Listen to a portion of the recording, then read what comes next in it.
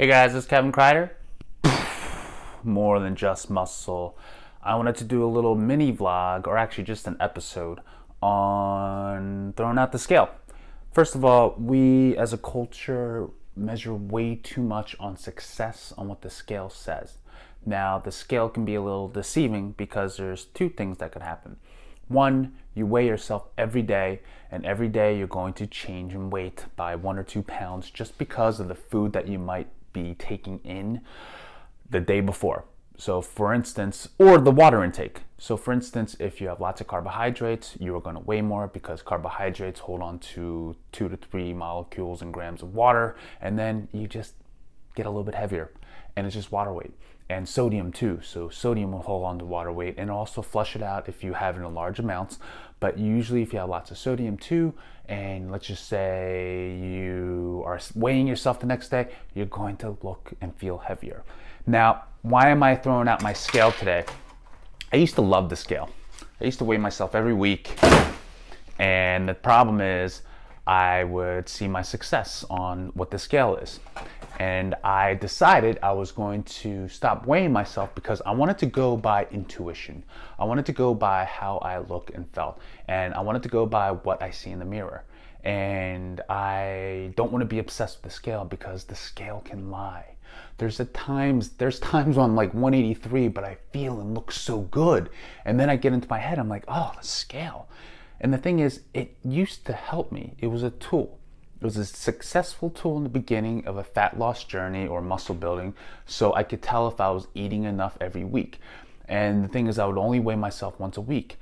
People who weigh themselves obsessively every day, they're doing themselves no good. You're not doing yourself any justice. And the thing is, I will really get off the scale if you see yourself doing it every day, or let's just say you know you ate a little bit more than normal and then you weigh yourself again. You're just gonna beat yourself up that way, and it's gonna be very discouraging.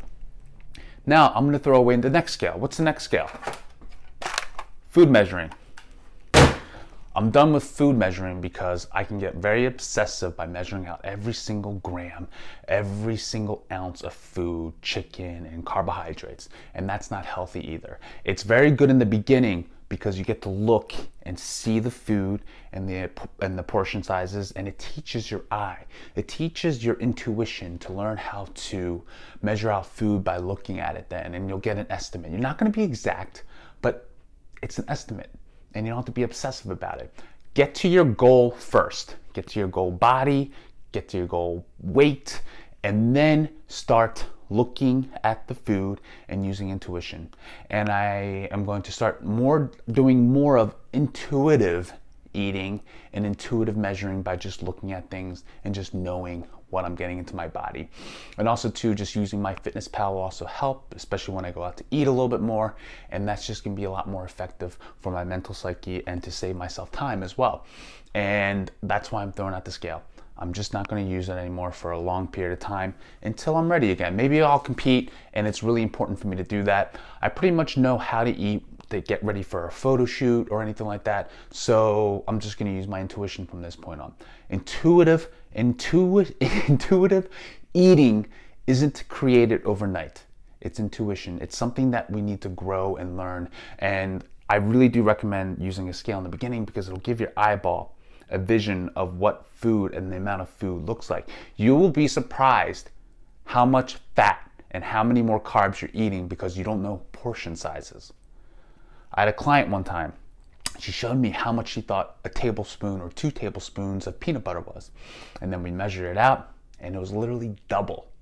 She was eating double or triple the amount of peanut butter in a day than she thought because she now had to weigh it out and take a look at it. So now she knows what it looks like. And that's what intuitive eating is. It's breaking the idea of what you think is a portion size and putting it more into a reality check. And then you keep doing that over time, and it becomes a habit, and you get to see it for what it really is, and then you'll be able to do intuitive eating just like this. All right, guys, I hope you enjoyed this little YouTube video. Please subscribe to my YouTube channel, like, share, and you can take the body design tool. It's in the description above. It's just a short quiz you can take, and it'll guide you to a muscle and strength program. See you guys next week.